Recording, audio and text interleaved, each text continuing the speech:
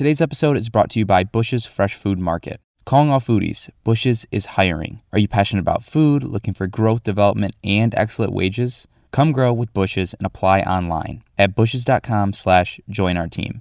That's Bush's, BUSCHS.com/join our team. From the Detroit Free Press, I'm Emma Stein with today's Free Press Voice Briefing. It's Wednesday, March 30th, 2022. The FDA and CDC authorized a second COVID-19 booster for some Americans. If you're 50 years or older or immunocompromised and it's been at least 4 months since your last dose, you're eligible for another shot in the arm. These groups are more at risk for severe disease if they do get COVID, and the CDC has said that vaccine immunity wanes over time. This comes amid a potential new surge in the country. A strain called BA.2 is on the rise in Europe, and the U.S. tends to lag a couple of weeks behind our friends across the pond. The director of infection prevention at Henry Ford said he thinks it's possible we're going to have an increased number of cases, but that it's not going to be as bad as the other surges. I'm Adrienne Roberts reporting for the Detroit Free Press. The City of Detroit's selection as the host of the 2024 National Football League Draft will likely be the biggest and most anticipated sports event held in the city in more than a decade.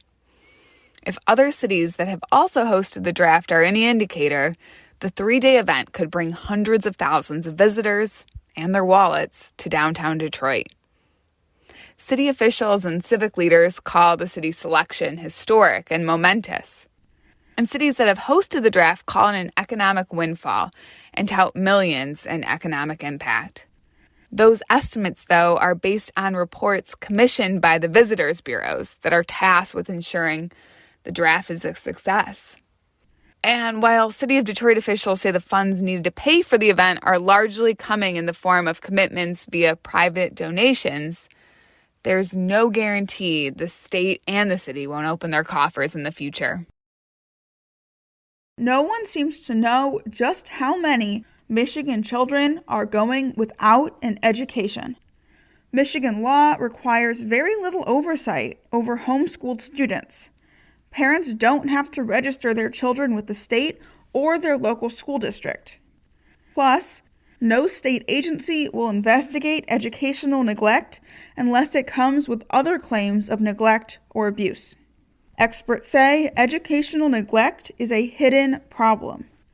Educational neglect can manifest in a variety of ways, from failing to enroll a child in school while also failing to homeschool them, to enrolling a child in school but failing to get them there, to failing to meet the special education needs of a child with a diagnosed disability. Activists say it should be up to the state to ensure and enforce education. One child neglect activist said, "We don't really know how many kids are not enrolled, and so they aren't even on the radar. It's hard to measure, but it's definitely more common than people think." For more stories from the Detroit Free Press, be sure to check out freep.com. That's FREEP.com. I'll see you tomorrow.